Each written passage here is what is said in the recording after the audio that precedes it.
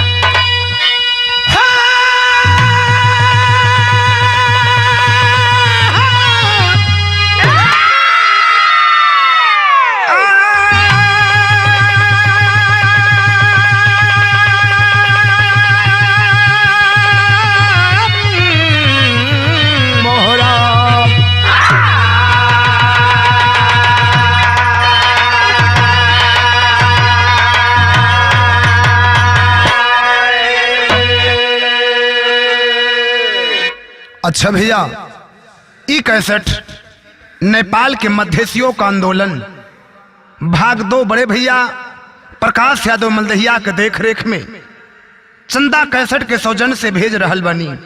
यह recording rhythm studio Maldahiya Varanasi के सौजन्य से कर रहे हैं। हमें आशा नहीं पूर्ण विश्वास बाकी कि जैसे नेपाल के आंदोलन का प्रथम भाग ऑडियो वीडियो सुनकर तथा देखकर आप लोग हम गायक कलाकार हरिकेश यादव नेपाली को आशीर्वाद और प्यार दिए, उसी तरह हमें आशा ही नहीं पूर्ण विश्वास है कि इस आंदोलन को भाग 2 को भी सुनकर तथा देखकर हमें आशीर्वाद और प्यार दुलार प्रदान करेंगे।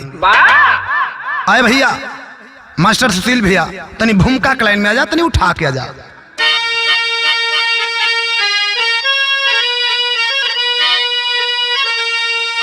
भाई का पीता लहो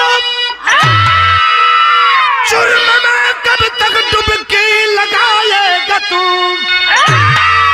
स्वार्थ में बलिकर का दिल यारे बागमान, हिस्सा कब तक हमारा चुराएगा तू, सब्र का प्यार जिस दिल बिखर जाएगा, अरे खून की हाल तुझको बता देंगे हम, आगे भड़का नहीं जिंदगी में मेरे, तेरी औकात क्या है बता देंगे हम।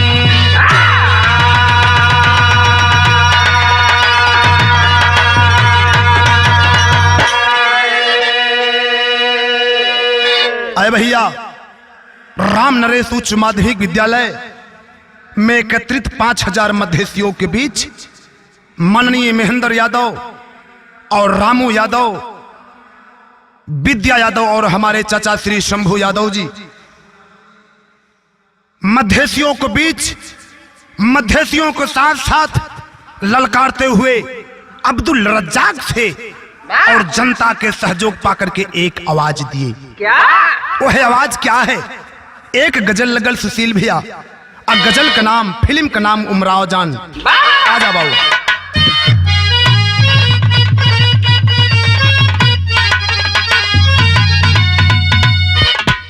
दिल चीज क्या है आप मेरी जान लीजिए, बस एक बार, बस एक बार। चचा शंभू चचा, छोट लड़का रोवाला तो के खिलौना चाहिए, आसयान लड़का रोवाला सुशील भैया तो के मेहरारू चाहिए। कि दिल चीज क्या है आप मेरी जान लीजिए, बस एक बार, बस एक बार, बस एक बार मेरा कहा मान लीजिए।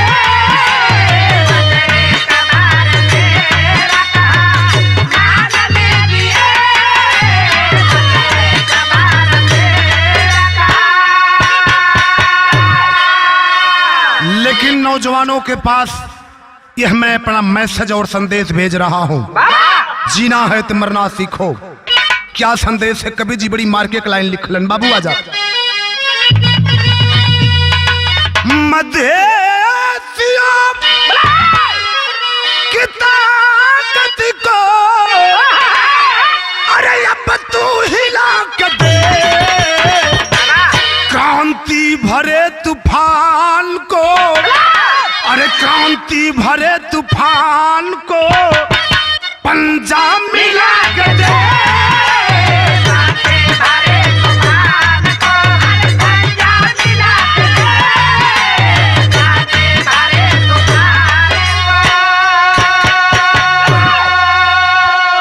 आए ओली सर तपाई आप है विचार कर लूस यो मांग जाए छा कि छैना। ओली जी अपने छाती पर तपाई हाथ रखे रह सोचनुस तो कुरो के हो, सच्चाई हो कि होई ना। एक लाइन कबीर जी बीरन बदे लिखलन। बाबू का लिखलन?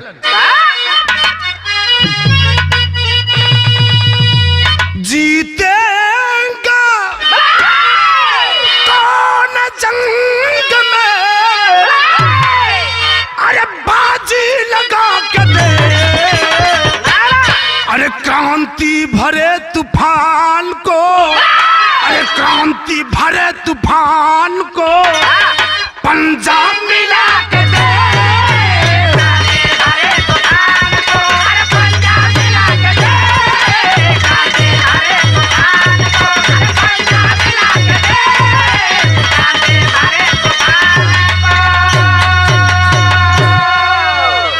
अरे अब्दुल रज्जाक साहब, संविधान में हमारा अधिकार चुराकर 2 घंटे में संविधान सुनाकर तराई मधेसियों को बगलाने वाले सुनो, जाकर के वह ओली सरकार से बोल दो।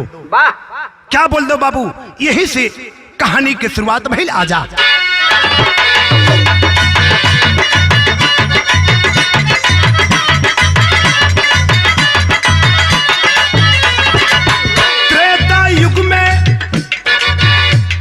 युग में प्रभु राम यहाँ आए, धर्म मानवता को दीप यह जलाए हैं।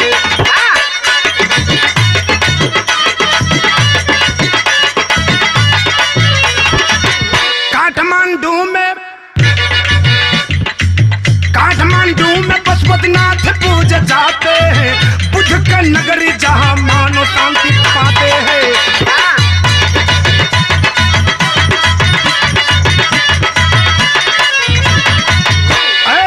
भाइयों सुनो मेरी बात को, जो हमारे भाइयों को जानकारी नहीं है मैं बता रहा हूं।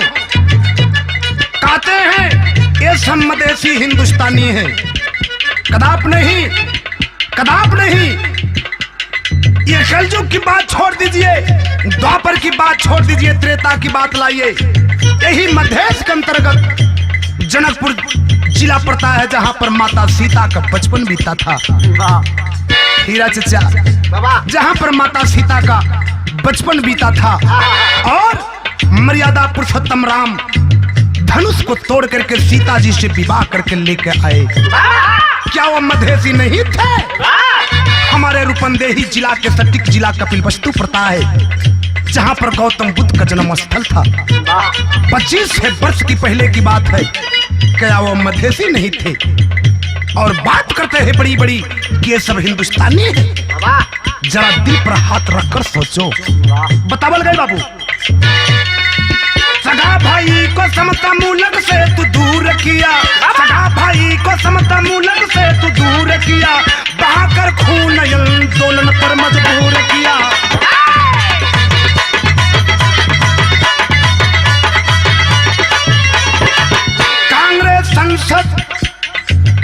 कांग्रेस संसद अब्दुल रज़ाक आए हैं, सुझाव संकलन संविधान का वो लाए हैं।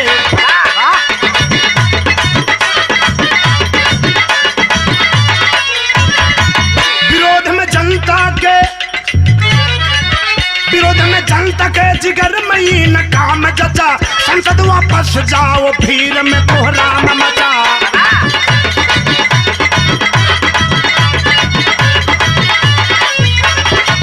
फॉरम नेता विद्या यादव ने ललकार किया, फॉरम नेता विद्या यादव ने ललकार किया, छीन ले जुर्मियों से जो मेरा अधिकार लिया।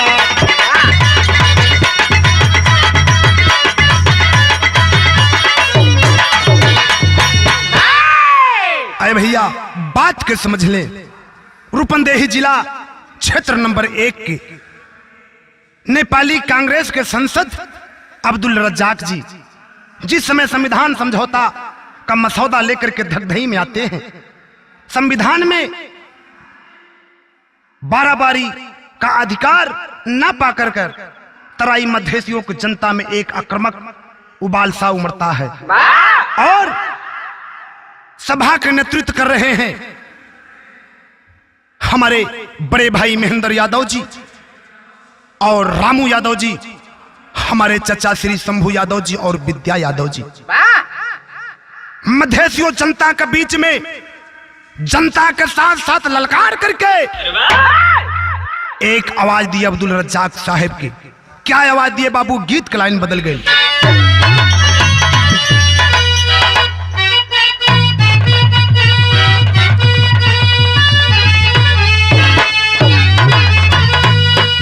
सुशील भैया, ये हमरे गुरुजी के बड़ी पर्सनल गीत हो, हमरे गुरुजी के गीत हो।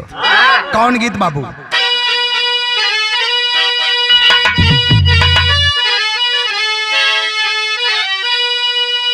अरबिया परदेसिया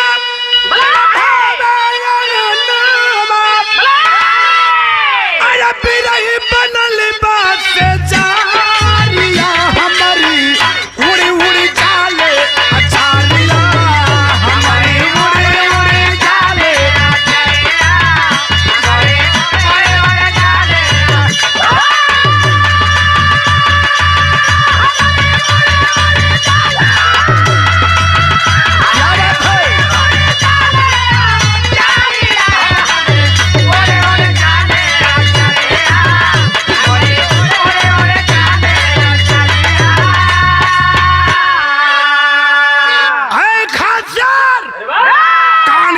खोलकर सुन लो, चाहे मधेश की धरती के लिए चाहे कितना ही खून बहाना पड़ेगा, मगर हम लोग पीछे हटने वाले नहीं हैं।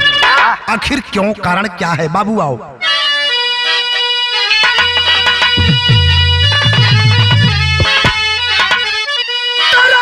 मधेसी के प्यारे धरती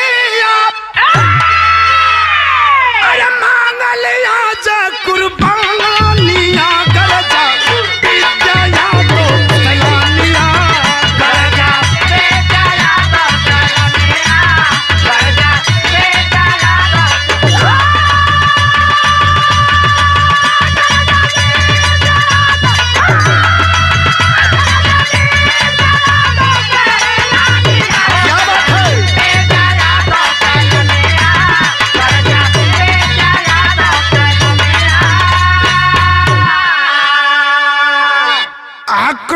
देख संसद जी घबराइला, अरे नेपाली फर्ज के देश दई दिले।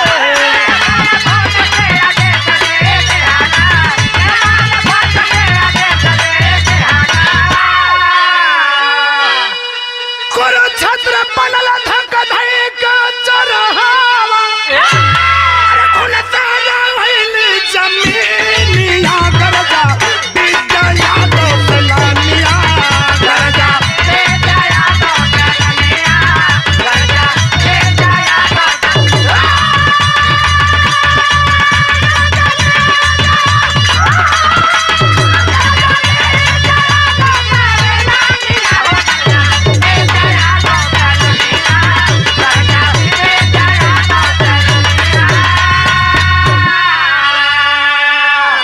अरे भैया, विद्या यादव की ललकार सुनकर मधेसियों को जनता लगभग 5000 से भी ज्यादा रोड पर आ गई। भीड़ का उग्र रूप देखकर संसद अब्दुल रज्जाक साहब घबरा गए और नेपाली फोर्स का सहारा लेकर अपने बचने का रास्ता बनाए। नेपाली फोर्स हवाई फायरिंग करने के साथ भीड़ को तितिर बितिर करने के लिए आंसू गैस भर छोड़ दिए, साथ ही साथ लाठी चार्ज भी कर दिए। बहुत से लोग घायल हुए। पुलिस का यह कार्य देखकर मधेसियों का आंदोलन और तेज हुआ। एक संगठन बनाकर मधेसियों ने धकधई का पुलिस चौकी में आग लगा दी। युवा नेता विद्या यादव के नेतृत्व में मधेसियों को द्वारा उसी चौराहे पर पुलिस को पीटा गया। यह घटना आंदोलन की 21 अगस्त की है। आए भैया, जैसे कि मैंने इससे पहले आंदोलन का कैसेट में गाया और सुनाया।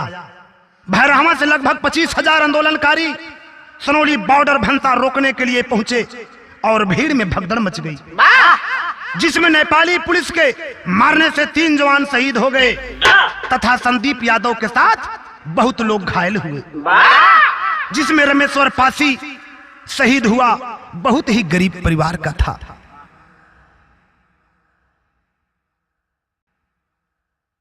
गांव बूची बरवा में माननीय विद्या यादव समाजवादी फोरम के प्रदेश उपाध्यक्ष माननीय बड़े भाई महेंद्र यादव और हमारे बड़े भाई रामू यादव और हमारे चाचा श्री, जिन्होंने खेत खलिहान से बिरहा को खोजकर तलाश कर आज हमारे नेपाल में बिरहा को इस ऊंचाई तक पहुंचाए।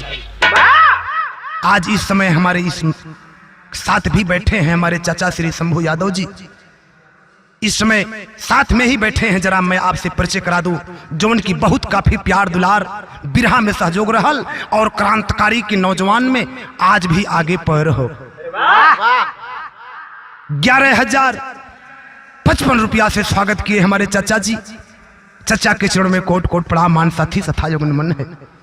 सब नेताओं ने मिलकर के गांव बूची बर्मा में पहुंचे और रमेश्वर पासी को घर को स्थिति देख करके उसके रहने के लिए पक्का रूम का व्यवस्था करने लगे।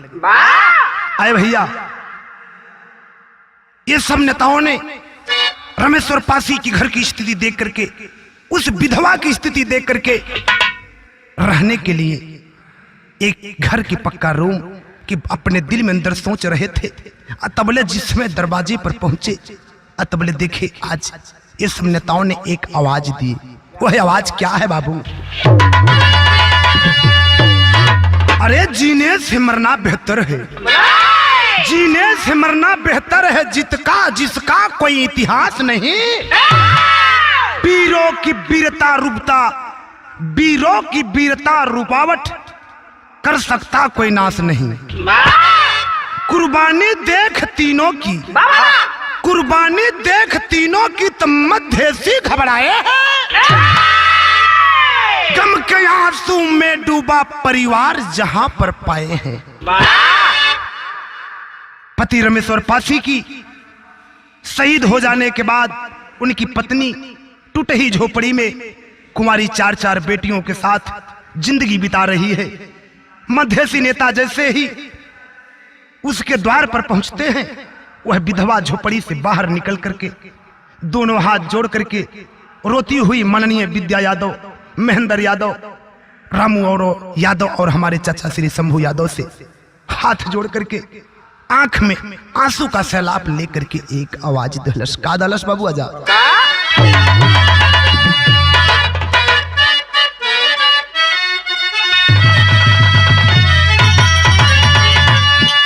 हीरा चचा गीत बड़ी पुरान हो, लेकिन पुरान चीज कबो पुरान ना होला। कि बाबू दरोगा जी, लेकिन छोड़ दा के सिंपल में बतावल गल बाबू आज वो विधवा रोवत हो कि हमरे नेताजी गइल सजनवा कौन बनवा छो हमरे नेताजी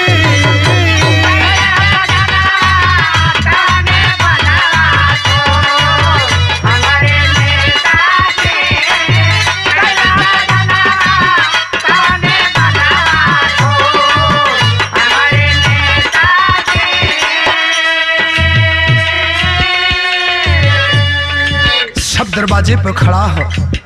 आज रमेश्वर पासी की औरत वो विधवा खड़ी है, आंखों की आंसू की सैलाब चल रही है, रो करके आवाज देती है कि नेताजी सुनौली बॉर्डर पर पहुंचे, सुनौली बनता रोकने के लिए।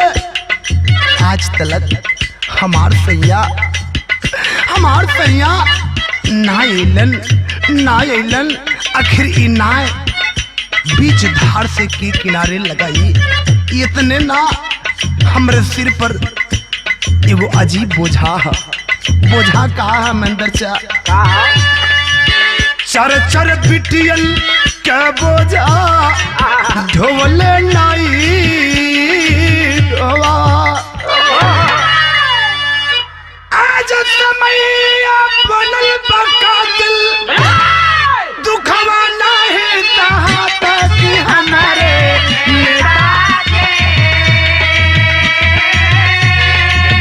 हमारे नेताजी दरअसल खाती दरअसल किया वो हमारे नेताजी दरअसल खाते दरअसल किया वो हमारे नेताजी दरअसल खाते दरअसल किया वो हमारे नेताजी। स्वर्गीय रमेश्वर पासी की औरत रोकर आवाज दी कि बाबू नेताजी लोग हमार सैया कहाँ चल गईलन जोन आज तकल ना अलन। ई टूटही झोपड़ी में चार चार बिटियन को बोझा लेकर के हम कैसे दिन बिताई। नेपाल सरकार से शहीद परिवार के लिए 5 लाख देने के लिए आदेश हुआ, लेकिन मोर्चा के अध्यक्ष मोर्चा के नेताओं ने जैसे उपेंद्र यादव जी, महंत ठाकुर जी, महेंद्र राय यादव जी और राजेंद्र महतो जी और हमारे क्षेत्र के वर्तमान में संसद सर्वेंद्रनाथ शुक्ला जी, ये सब नेताओं ने मिलकर के आवाज दी कि एक शहीद परिवार के लिए 10 लाख रुपया कमती मिलना चाहिए और घायल हुए लोगों के अंग भंग हुए लोगों की औषधि उपचार मिलना चाहिए। लेकिन ओली सरकार मात्र 5 ही लाख देने के लिए आवाज दिया। आज वह विधवा रमेश्वर पासी की औरत 5 लाख लेने से भी इनकार कर दी। 5 लाख लेने से इनकार कर दी। आज सभी नेताओं ने मिलकर के माननीय समाजवादी फोरम के महेंद्र यादव जी और रामू यादव जी, विद्या यादव और हमारे चाचा श्री शंभू यादव जी उसके दरबार पर पहुंचे। ईंट बालू सीमेंट गिरवा करके उसके रहने के लिए पक्का रूम का व्यवस्था किए। इसी तरह तराई मधेश के नेताओं ने जनता का साथ जगह जगह पर संविधान का विरोध कर रहे हैं और अधिकार मांग की बात करते हुए आंदोलन और तेज हुआ। 24 अगस्त की वह भयावह घटना सुनने के बाद हर इंसान की रूहें कांप जाती है। आखिर वह कैसी घटना जो टीकापुर में क्षेत्र के थारू समाज का ऐलान हुआ। क्या हुआ बाबू?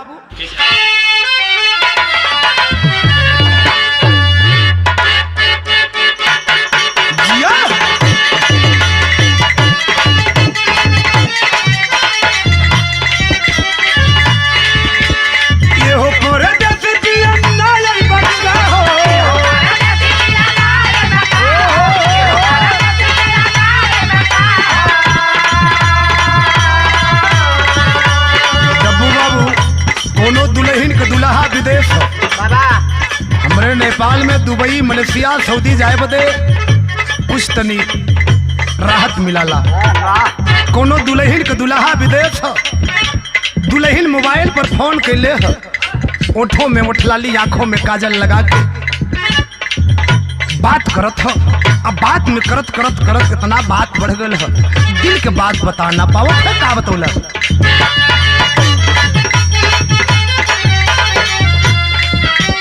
ये हो परदेसी पिया ना आई बरगा हो,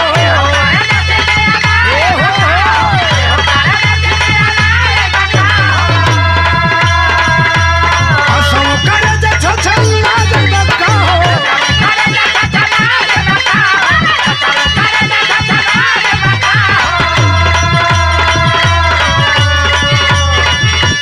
ये हो परदेसी पिया ना आई बरगा हो, असो करे जे छछला जे बका हो। जब ना लागी धकरो तारा चोलिया में, जब ना लागी धकरो तारा चोलिया में, कौन ले जा ये बोला मुझी टोलिया, कौन ले जा ये बोला मुझी टोलिया में, कौन ले जा ये बोला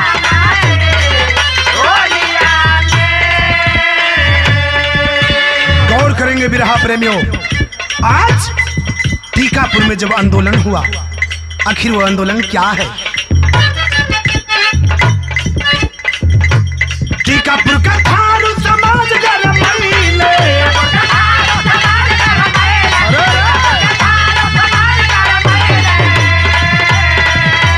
थारू हट प्रदेश का समाज कई दिहले,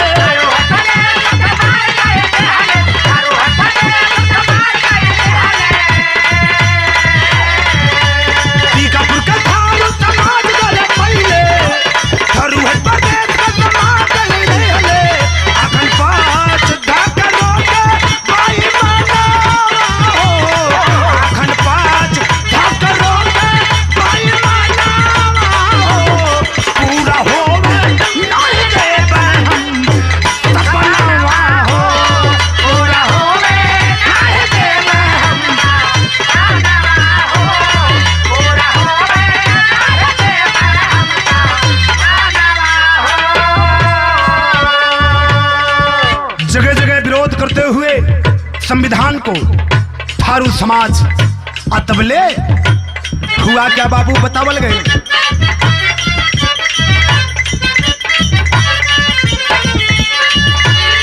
उपेंद्र राजेंद्र सरे पेंदर चली गई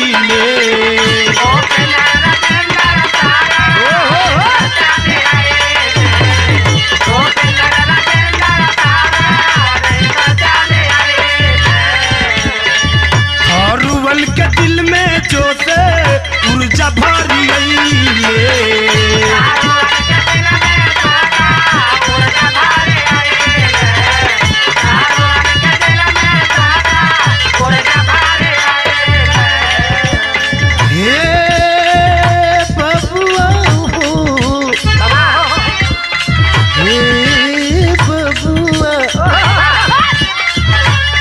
साइकिल रैली में भाई ना तू पालावा हो, साइकिल रैली में भाई ना तू पालावा हो। पूरा होवे नहीं देबे हम सपनावा हो, पूरा होवे नहीं देबे हम सपनावा हो, पूरा होवे नहीं देबे हम सपनावा हो। टीकापुर क्षेत्र के मधेसियों ने नेपाल सरकार का संविधान में अपना अलग फॉरवर्ड प्रदेश की मांग पर आंदोलन किए, जिसके विरोध में खास यार अखंड पक्ष समाज के विरोध साइकिल के रैली में निकाला। भादो 3 गते जब संविधान का मसौदा पारित हुआ तो थारू ने जो मांग था उसके विपरीत मुद्दा अपने पर थारुओं का अखंड पक्ष के बीच साइकिल के रैली में झड़प हुआ और दुर्गापुर में एक थारू का भवन को तोड़ा गया। सरकार ने निषेधाज्ञा लगा दिया। थारू समाज जब निषेधाज्ञा तोड़ करके 24 अगस्त को आगे बढ़े तो बाबू हुआ क्या, गीत की लाइन बदल गई।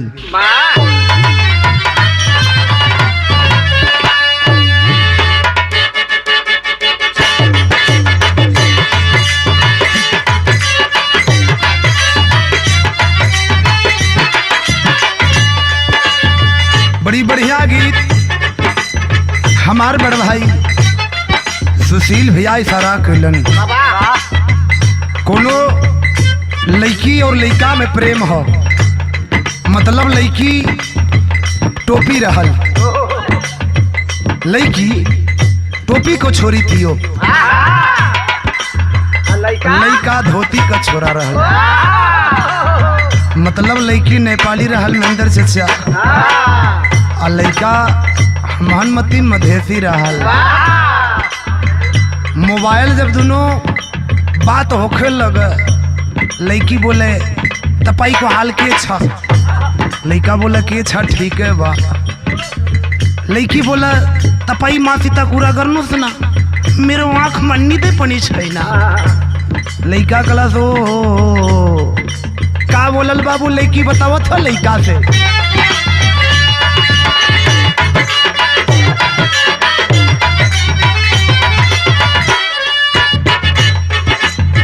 तुहरा में बसे राजा हमारो पराना हो, तुहरा में बसे राजा हमारो पराना हो, तुहरा में बसे राजा हमारो पराना हो। रात दिन रहे बस तोहरा धियाना हो, रात दिन रहे बस तोहरा धियाना हो, रात दिन रहे बस तोहरा धियाना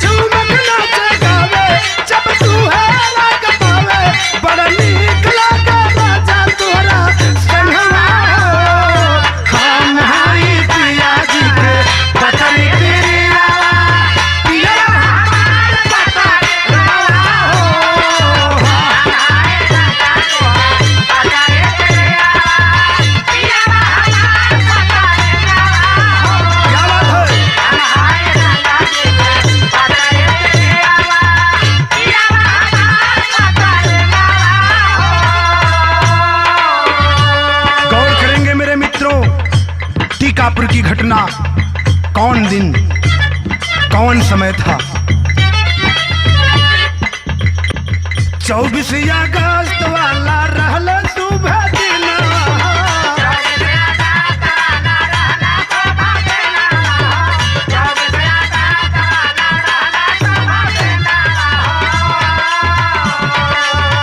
अधिकार थारू सब कई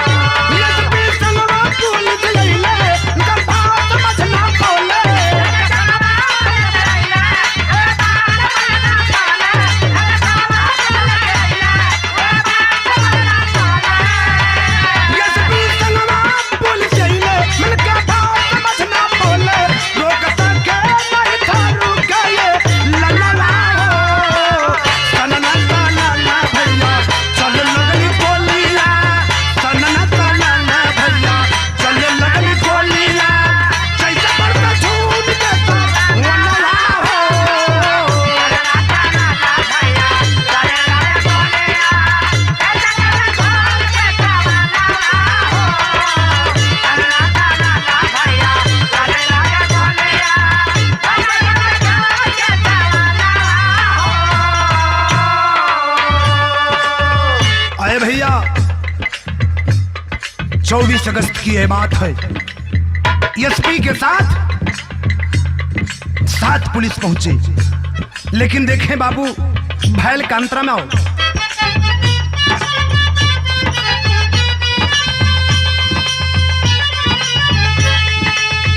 पशु बाजार दूरा डोले के धरतिया, गोल खेल होले ते महुतिया। पशु बाजार दूरा डोले के धरतिया, गोल खेल होले ते महुतिया। पशु बाजार दूरा डोले के धरतिया, गोल खेल होले ते महुतिया। ये सभी के साथ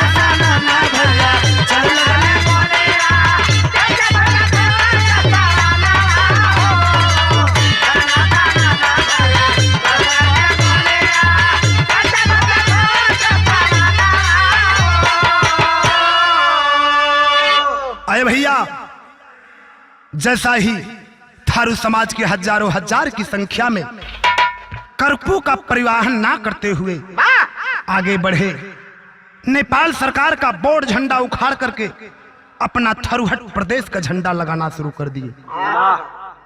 पुलिस फोर्स के साथ अखंड पक्ष मिलकर के टीकापुर आप सेठ दिनेश ट्रावल में आग लगा दिए। उस आंदोलन में एसपी के साथ 7 जवान मारे गए, 1-2 वर्ष का बच्चा भी शहीद हो गया।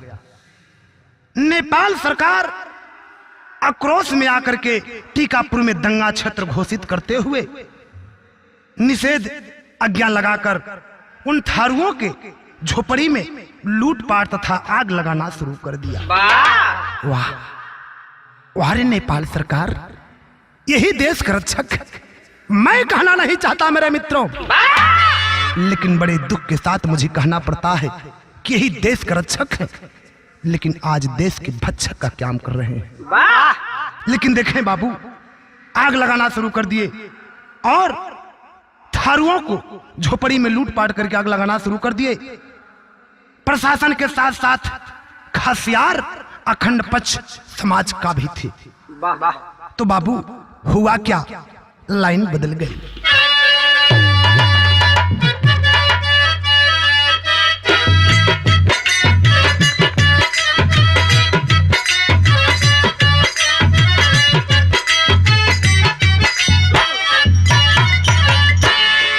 वाह वारे नेपाल सरकार के प्रशासन, वारे नेपाल सरकार के चलाने वाले, आज इतना ही नहीं इतना तक तो कर दिए। आखिर वह क्या किए बाबू? दंगा क्षेत्र घोषित कई के फुर्स के जवाना हो, फुर्स के जवाना हो, कर्फ्यू लगाई बुद्धिकार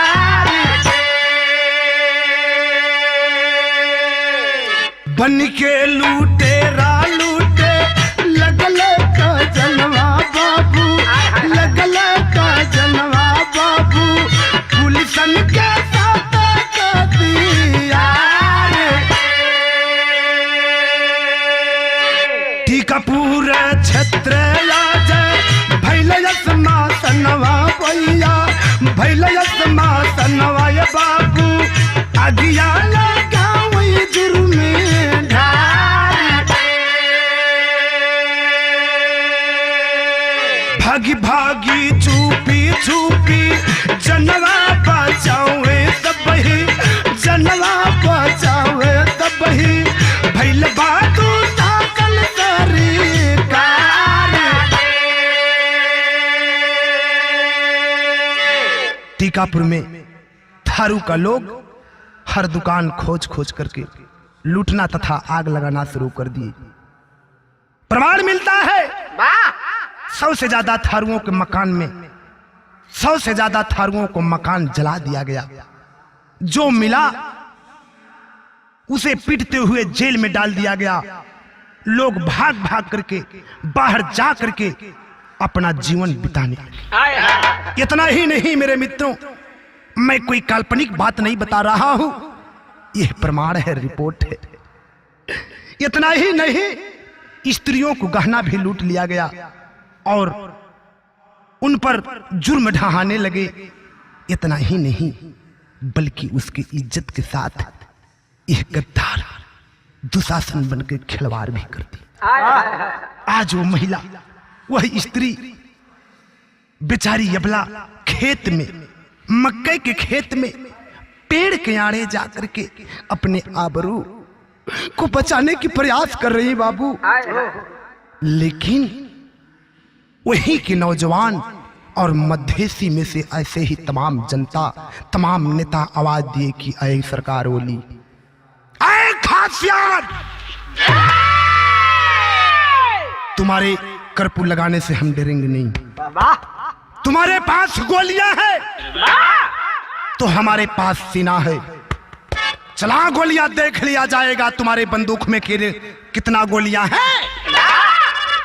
अभी तो तू चला रहा है, जिस दिन हम लोगों की हाथ उठ जाएगी, जिस दिन हम भी हाथ में उठा लेंगे हथियार, 24 महीने की बात छोड़ दो, 24 घंटे के अंतर्गत तू औकात में आ जाओगे। हर मध्यस्थियों के ऐलान क्या है बाबू, आजा।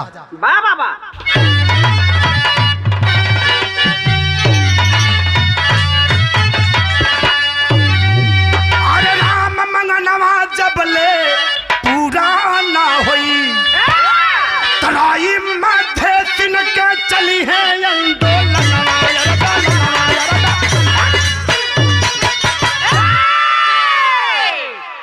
आई वाली सरकार, संविधान में हमारा तराई मध्यस्थ अलग करते हुए ये 51% की भागीदारी जब तक नहीं देंगे तब तक चाहे जितना ही खून बहाना पड़ेगा, हम डरने वाले नहीं हैं।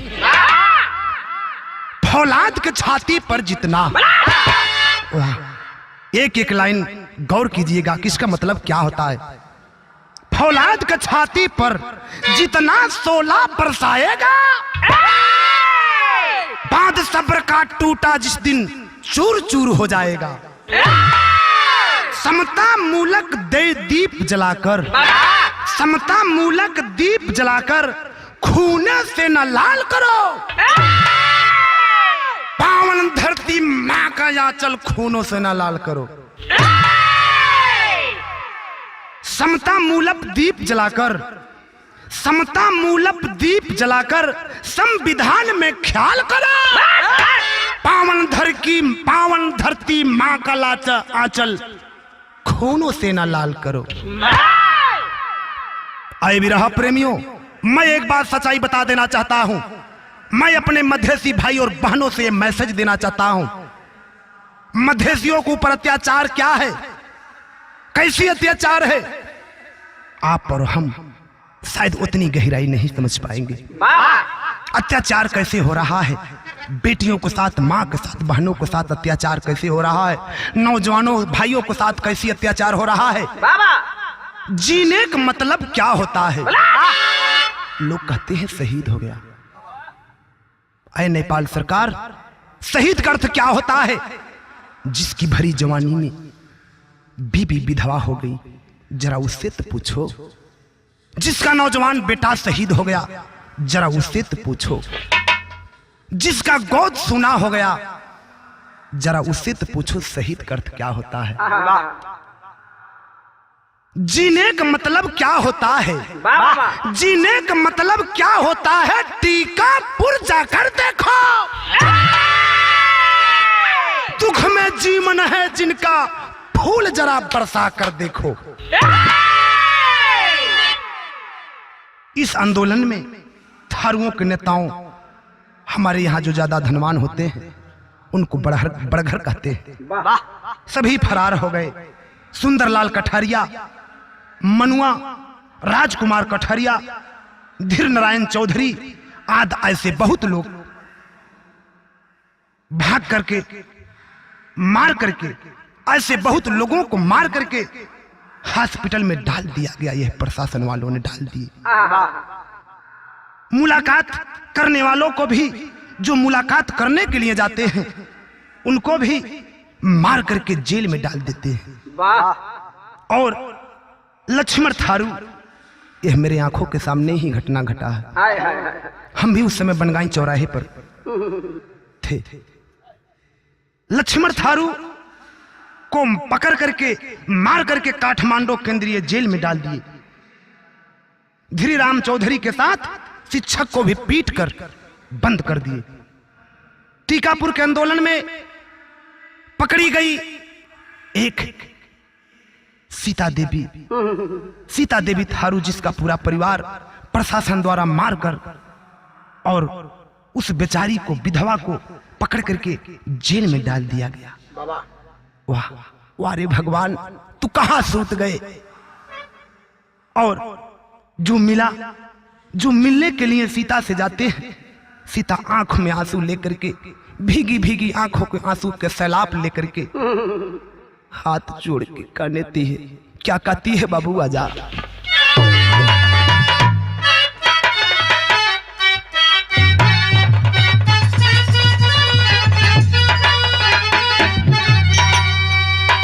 सुशील भैया, दुनिया तो बढ़िया है लेकिन धुन से बढ़िया आज कर भाव हो। सीता आंखों में आंसू लेकर के रोती है, क्या कहती है चचा।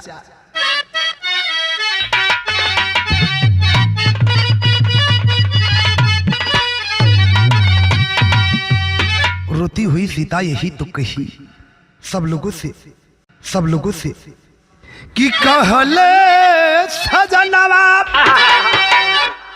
कि बदली नया संविधान, यह बाट सबके अरे मनवा हो। ये भैया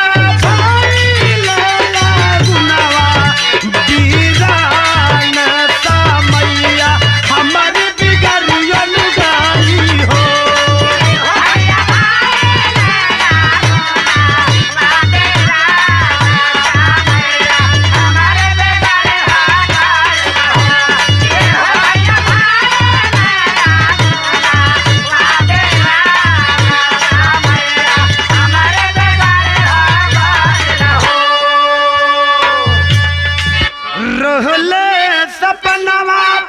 लौट गई है भवनवा हो, हमारा कदी है दरअसलवा हो। ये भैया चलिया बाबियान सा मैया हमारी बिगड़ियन गाई हो।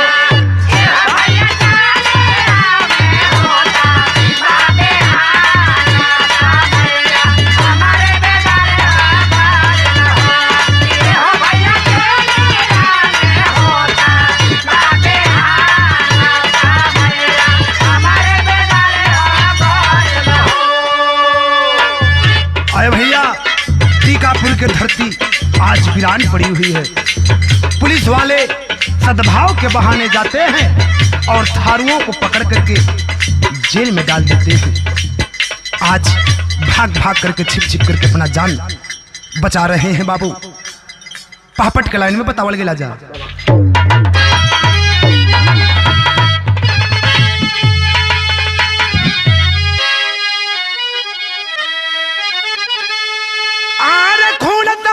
जहाँ बिकत पानी बुधक के नगरी में, अरे खून महंगा जहाँ बिकत पानी बुधक के नगरी में, संविधान ने जब मांगा तबा कुर्बानी बुधक के नगरी में।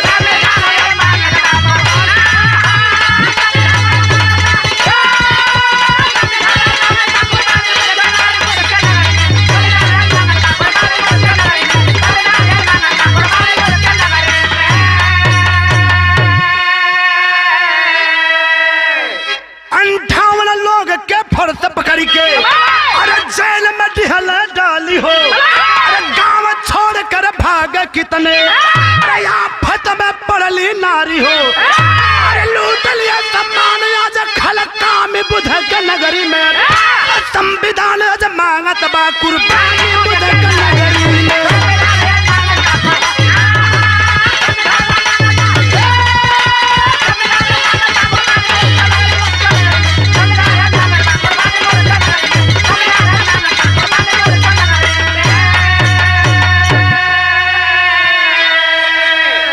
पूरा नेपाल का तराई मधेश नए संविधान का विरोध कर रहा है और अपनी मांग को लेकर जहां जगह जगह विरोध कर रहे हैं, ऐसे ही मेरे मित्रों जिला नवलपरासी का एक दर्दनाक एक अचानक घटना घटी। क्या घटी बाबू?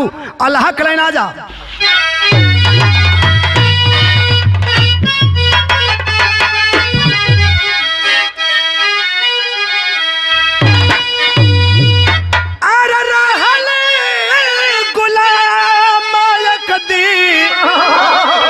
हिंद की धरतिया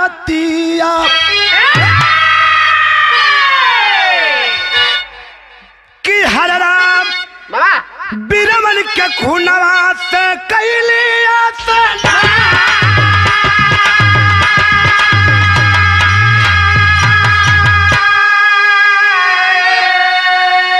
वैसे ही रंगात बा मधेश का जमीनिया।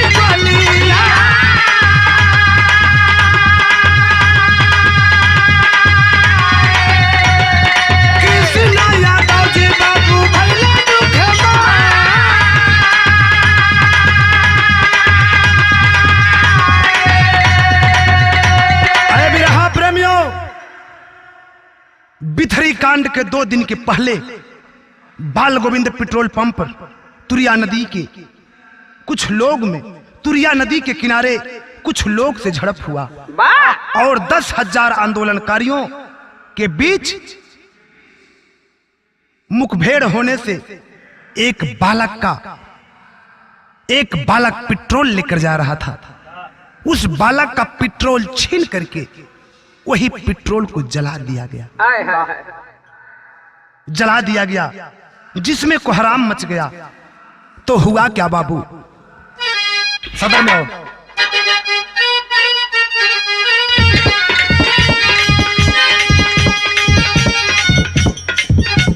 भैला बरसान फंस के खेत में जवाना,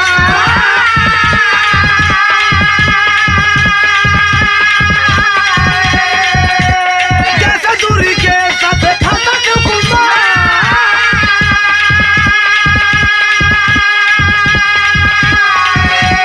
रामा जैसा बिंदु और रयाली से बनाओ,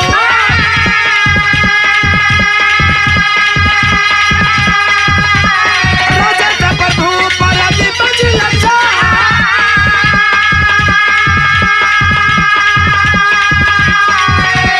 तीन लोग का दूध बाटा जेल के कोठारिया,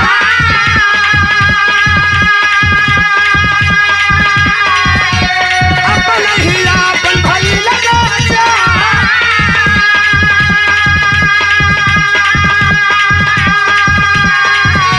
अरे बिरहा प्रेमियों, मैं ज्यादा कुछ नहीं बताना चाहता। पेट्रोल बालक को छीना गया और पेट्रोल का जलाया गया। उसी पेट्रोल से कुछ लड़के के ऊपर आंच लग गई, कुछ जल गया, लेकिन कुछ कूटनीति करने वाले।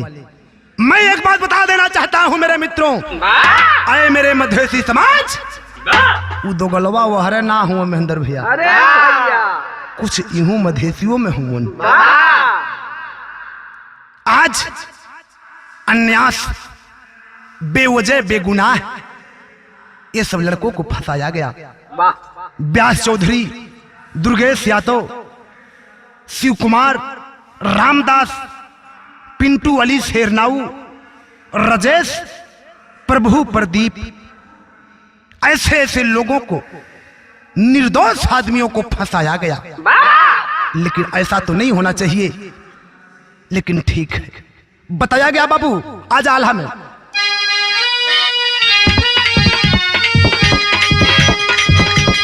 जब तक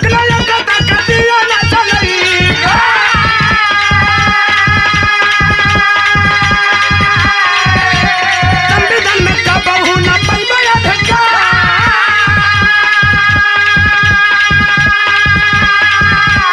भूत डाल तोहरा पर राज तब करी है, रह जाए भैया धजल में हथरा बसा,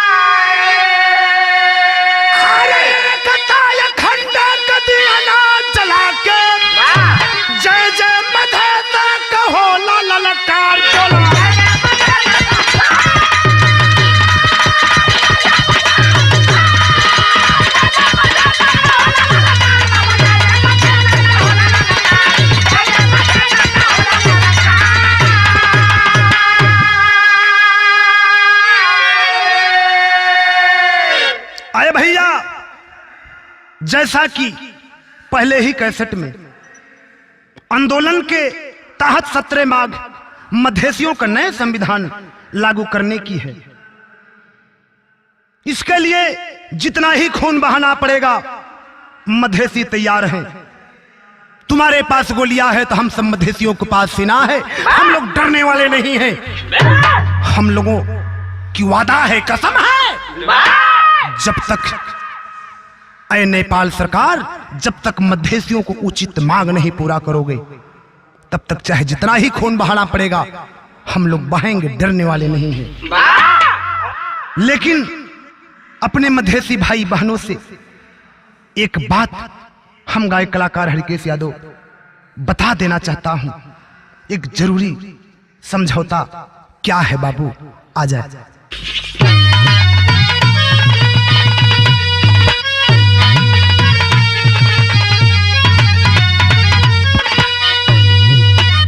संविधान में जबलना अरे लगाई धरती,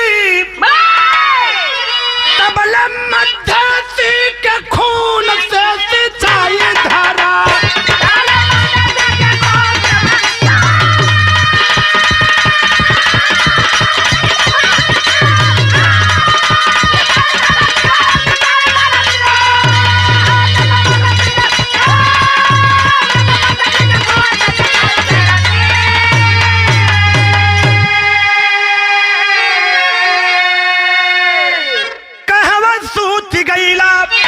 आज वो सरकार हो, भाई भन के छिनला भाई के अधिकार हो। अरे 17 माघ जबल नहीं पाई धरती, तबल मधेसी के खून से सिंचाई धरा।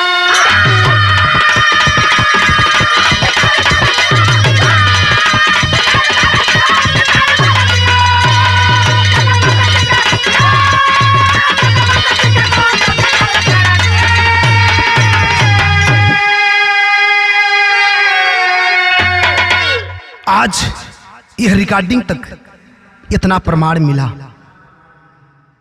आज कुछ दिन के बाद यह अनाउंस हो रहा है, अगर सरकार पलटी मार जाएगी, हम लोगों को अधिकार हक मिलेगा, सुधार होगा संविधान में, तब तो लड़ाई शांत हो जाएगी। और नहीं तो चाहे जितना ही खून बहाना पड़ेगा, हम लोग पीछे पैर नहीं हटाएंगे। आगे हुआ क्या बाबू? आखिरी भाव में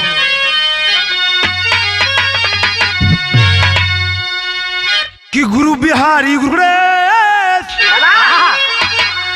गुरु बिहारी रामलाल जी बच्चन गुरु गणेश चांद चंद्रिका प्यारे लाल, अरे कहे जय मेरा मधेश, अरे मगनवा जबल पूरा ना होई, हरि के नंद लाल का ना होई बंद तू भला, मगनवा जबल पूरा ना।